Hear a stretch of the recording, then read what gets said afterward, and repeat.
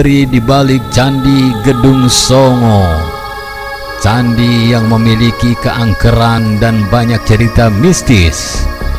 Candi yang terletak di sebuah gunung, tepatnya di Gunung Ungaran. Sampai saat ini banyak para pakar arkeolog belum dapat menemukan satupun bukti sejarah Candi Gedung Songo.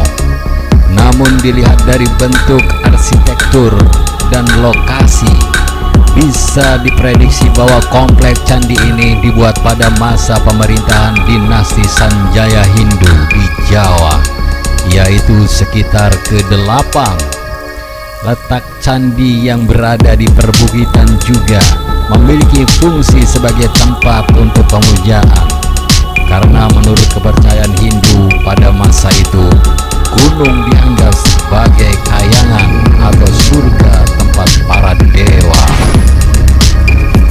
Menurut cerita rakyat setempat, Gunung Ungaran tempat Candi Gedung Songo ini dahulu kala digunakan oleh Hanoman untuk menimbun Dasamuka dalam perang besar memperebutkan Dewi Sinta.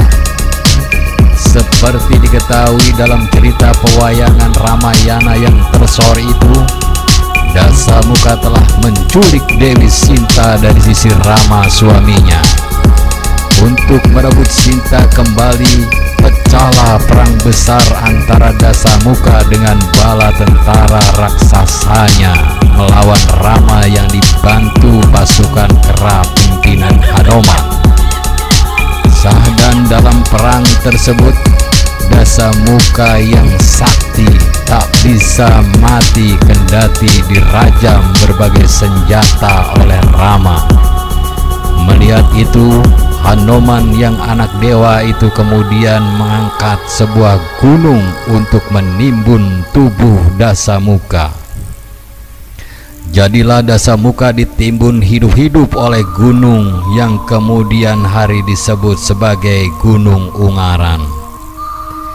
Dasamuka yang tertimbun hidup-hidup di dasar Gunung Ungaran setiap hari mengeluarkan rintihan berupa suara menggelagak yang sebenarnya berasal dari sumber air panas yang terdapat di situ.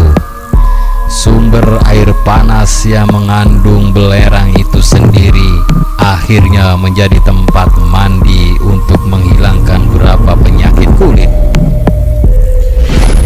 Pada masa hidupnya konon Dasamuka gemar minum minuman keras, hingga siapapun yang datang ke Gunung Ungaran dengan membawa minuman keras akan membangkitkan nafsu Dasamuka. Mencium aroma miras, rangan Dasamuka makin menjadi-jadi, ditandai sumber air panas makin menggelegak. Kalau sampai tubuh Dasamuka bergerak-gerak, bahkan bisa menimbulkan gempa kecil. Demikian menurut cerita masyarakat setempat. Masyarakat yakin jika Candi Songo ini ditunggu oleh makhluk gaib yang berjuluk Mbah Murdo. Berdasarkan cerita Eyang Buyut, Candi Gedung Songo dibangun oleh Ratu Sima untuk bersembahan kepada dewa. Tiap kali menghadapi masalah yang pelik, Ratu Sima bersemedi di candi ini agar mendapatkan jalan keluar yang terbaik. Agaknya candi ini pun mempunyai kekuatan yang sakti. Buktinya, kebesaran Ratu Sima diakui oleh lawan-lawannya. Bahkan beberapa kerajaan takluk dan tunduk di bawah kekuasaan Ratu Sima. Namun cerita tersebut hanyalah turun-temurun dari nenek moyang. Sampai saat ini banyak pengunjung yang melakukan ritual khusus di candi tersebut. Mereka memohon berbagai pertolongan agar tujuannya dapat dikabulkan. Kabarnya candi yang paling banyak dipakai untuk bersemedi adalah candi yang terletak di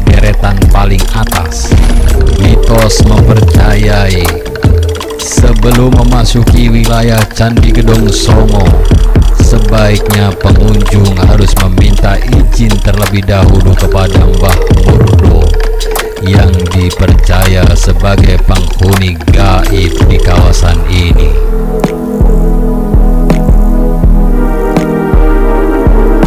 Sampaikan salam kepadanya agar perjalanan atau ritual tak terganggu.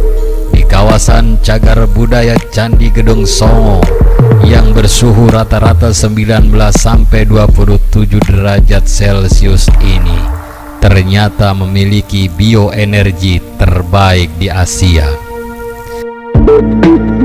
Bioenergi di kawasan ini bahkan lebih baik dari yang berada di pegunungan Tibet atau pegunungan lain di Asia. Setelah kita menghirup bioenergi ini, dapat memberikan kesegaran di pikiran sehingga memunculkan ide-ide segar. Hal ini akan sangat membantu memberikan kemajuan dan meningkatkan kualitas hidup. Banyak mata air dengan kepulan asap yang berbau menyengat. Konon air ini penuh tua, terutama untuk menyembuhkan penyakit kulit yang diderita seseorang. Mata air keramat itu dijaga oleh Nyai Gayatri, perempuan asal Pulau Dewata. Konon semasa hidupnya Nyai Gayatri adalah Dayang Ratu Sima yang dipercaya sebagai raja pertama di tanah Jawa. Ketika meninggal dunia, ia memilih menjaga mata air yang mengandung belerang itu. Kabarnya Nyai Gayatri tergolong makhluk yang baik hati. Ia suka memberi pertolongan kepada sesama, terutama menyembuhkan beberapa jenis penyakit kulit. Tapi jangan coba-coba menyepelekan dia karena akibatnya bisa fatal. Pernah suatu ketika ada seorang pengunjung yang kencing di mata air tersebut. Tiba-tiba ia menjerit seperti ada yang mencekik dirinya. Setelah dibawa ke paranormal, rupanya Nyai Gayatri, penunggu mata air itu, tersinggung dengan ulah pengunjung tersebut. Setelah mohon maaf, penyakit itu pun dapat disembuhkan lagi. Para sejarawan sampai saat ini belum dapat memastikan kapan candi itu dibangun dan siapa pendiri komplek Candi Gedong Songo ini. Namun melihat bentuk arsitektur candi, terutama bentuk bingkai kaki candi, dapat disimpulkan bangunan candi ini sejaman dengan komplek Candi Dieng. Kemungkinan candi ini dibangun sekitar abad ke-8 Masehi pada masa pemerintahan dinasti Sanjaya. Hanya saja siapa nama raja pendirinya belum dapat diketahui. Candi Gedong Songo berlatar belakang agama Hindu. Hal ini dapat dilihat dari arca-arca yang menempati relung-relung candi. Misalnya arca Siwa Mahadewa, Siwa Mahaguru, Ganesha, Durga, Nahisasuramardini, Nandiswara, dan Mahakala. Menurut pakar tentang candi, Evi Saraswati menyebutkan bangunan candi di Indonesia dapat dibedakan menjadi dua tipe, yaitu candi Hindu dan candi Buddha. Ciri umum dari kedua tipe tersebut terletak pada bentuk bangunan. Candi Hindu cenderung ramping, lancip, dan tinggi, sedangkan candi Buddha berbentuk bulat dan besar seperti Candi Borobudur. Dilihat dari fungsinya, candi juga dibedakan menjadi dua fungsi, yaitu candi sebagai tempat pemujaan atau ibadah dan candi yang dipakai sebagai tempat pemakaman. Sedangkan candi yang berada di komplek Gedong Songo ini diperkirakan merupakan candi untuk pemakaman karena pada saat ditemukan di sekitar candi banyak terdapat abu. Sangat mungkin abu ini merupakan bekas pembakaran